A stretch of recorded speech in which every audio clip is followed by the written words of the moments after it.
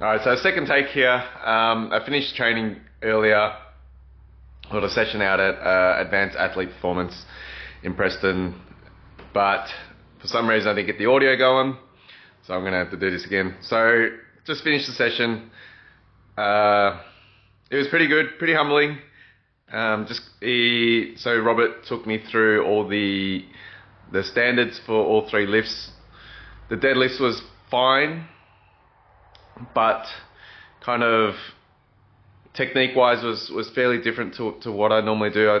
I normally do more of a strict leg deadlift where my butt hinges back and my shoulders are more forward, whereas this time around he wanted my chest up a bit more, and it felt more like a hexa deadlift rather than a regular strict-legged deadlift.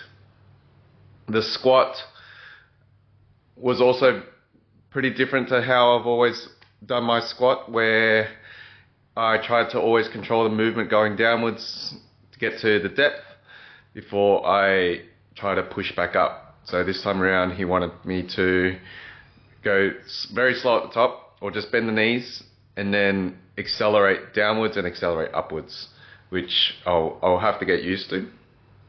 And then the bench, so I knew the bench would always cause me a few issues, but it wasn't too bad. I just got to remember the cues, so to pause on the bottom and to hold it at the top and wait for the lift to be cleared. So generally I've always done the push and racked it immediately, so I got to change that, but it shouldn't be too bad.